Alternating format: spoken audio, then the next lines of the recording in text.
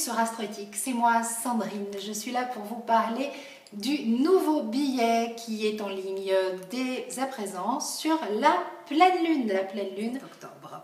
Une pleine lune qui a lieu dans l'axe Taureau-Scorpion et qui remue et qui déménage. Je poste le billet aujourd'hui, ce vendredi, il va certainement être en ligne dans la nuit de vendredi à samedi. On est vendredi midi, je l'enregistre et je suis sûre et certaine que vous êtes nombreux et nombreuses à ressentir déjà l'influence de cette pleine lune.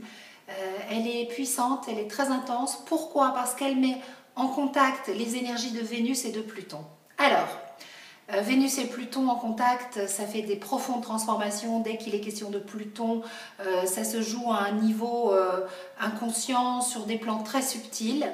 Et pourquoi est-ce que cette pleine lune met en contact ces deux planètes?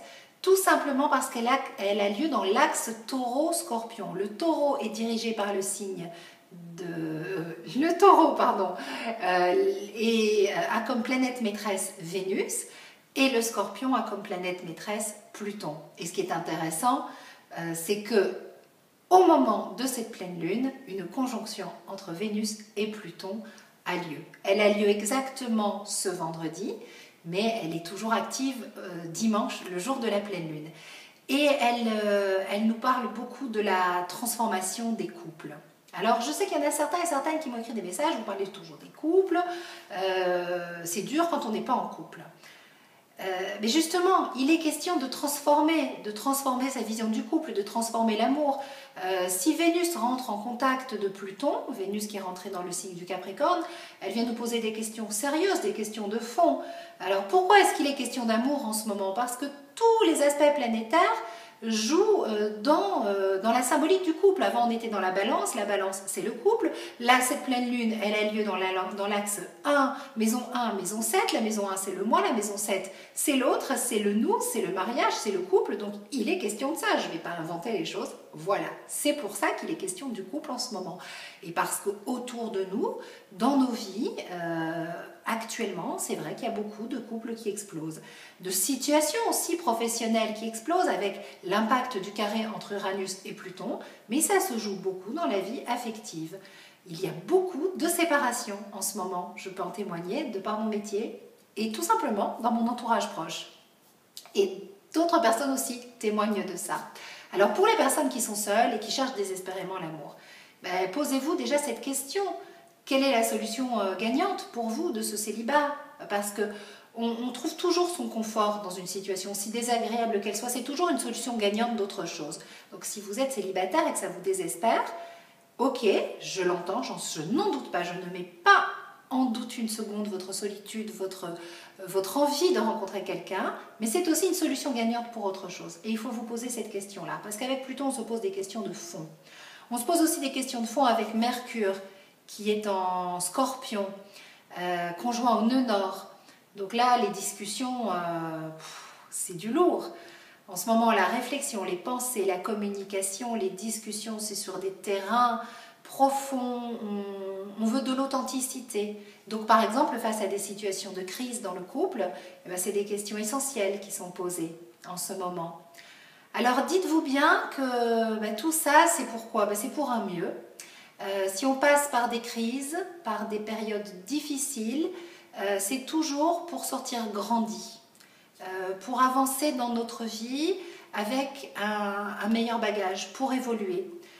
Je crois que certains doivent être particulièrement perturbés en ce moment parce que cette pleine lune, elle fait remonter des peurs enfouies. Voilà, c'est tout ce qui est basique, c'est tout ce qui est archaïque, c'est des choses très profondes qui sont là et comme des blessures d'enfants qui remontent à la surface. Et si ça nous est proposé comme expérience de vie, c'est qu'on est prêt, c'est qu'on peut l'affronter, c'est qu'on peut grandir, c'est qu'on peut évoluer avec. Donc dites-vous bien que si en ce moment la vie vous afflige par une séparation, que vous vivez comme un abandon par exemple, eh bien n'oubliez pas que vous êtes un adulte et qu'un adulte n'est pas abandonné, ce sont les enfants qui sont abandonnés. Donc qu'est-ce que vient traduire cette expérience de vie? Que vous devez grandir, que vous devez être adulte, que faire des choix c'est savoir renoncer, ça c'est très important aussi, parce que la vie elle implique beaucoup de choix en ce moment. mais aussi d'avoir des responsabilités, parce que Vénus est en Capricorne, parce qu'on a la planète Saturne qui est fortement impliquée. Donc il faut faire les choses en agissant de façon mûre et responsable. On ne peut plus tricher avec sa vie, on ne peut plus se mentir, on doit faire les choix qui sont bons pour soi, pour être mieux, pour aller vers son bonheur, mais on ne peut pas le faire sans prendre en compte l'autre. L'autre est très important. Alors, d'un côté, il y a la lune en taureau qui veut garder, qui veut posséder, qui veut le moi. Et puis de l'autre côté, il y a le soleil dans la maison 7, en scorpion, qui détruit ce qui n'est pas authentique, qui détruit les coquilles vides, qui fait en sorte que les relations reposent sur des bases saines. Voilà. Si vous voulez beaucoup de détails sur cette pleine lune, bien sûr, il faut aller lire le billet que Denise a rédigé. Denise qui travaille pour Astroéthique, qui est une astrologue comme moi et qui écrit donc depuis quelque temps déjà des beaux billets sur la pleine lune et la nouvelle lune. Et il est riche d'enseignements. Il est clair, il est concis, il va à l'essentiel. Allez le découvrir. Voilà, donc moi ce que je retiens de cette pleine lune comme Denise, c'est cette conjonction entre Vénus et Pluton, qui vient détruire pour reconstruire. Pourquoi? Parce qu'on ne peut pas commencer un nouveau chapitre si on n'a pas clôturé l'ancien. Et si la vie vous a amené à des espèces de doubleries, à des parallèles, à un moment, eh bien, il faut faire des choix pour avancer, faire des choix. Ça implique des renoncements. Mais ces renoncements, si on est prêt à les faire, c'est à notre avantage, c'est pour aller vers quelque chose de mieux, quelque chose qui nous correspond plus, de plus authentique, de plus connecté à notre nature véritable et profonde.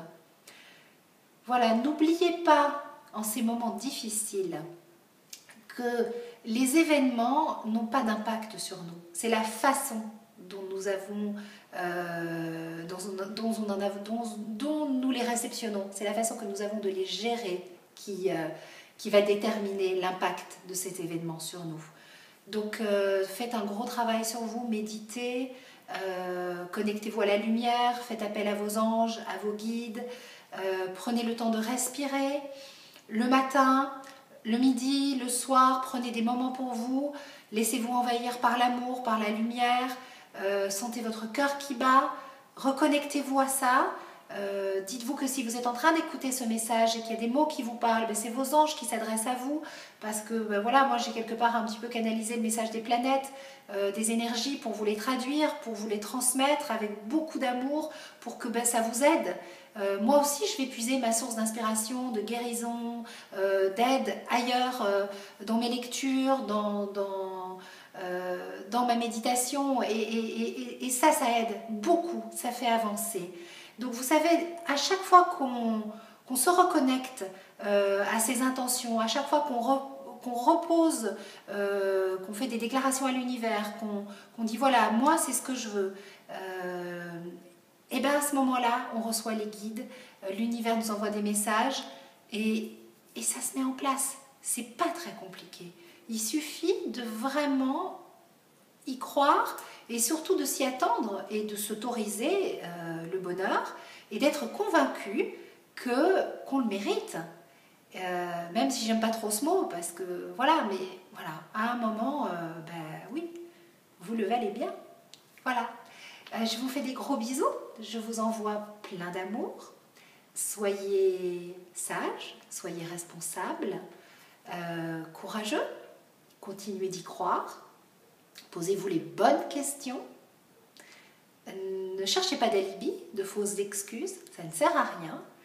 Et donc, bien sûr, ça bouge en amour, ça bouge beaucoup et ça va vite.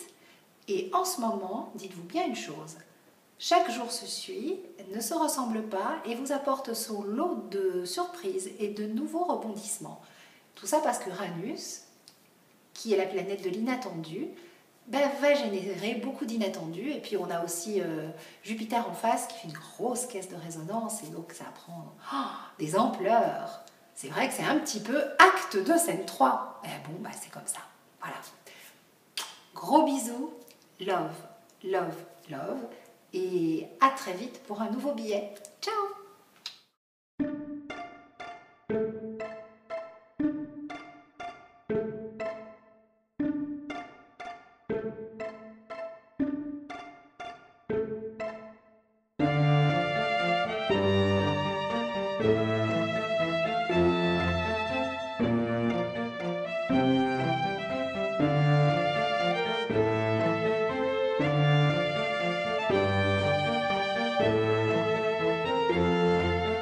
Thank you.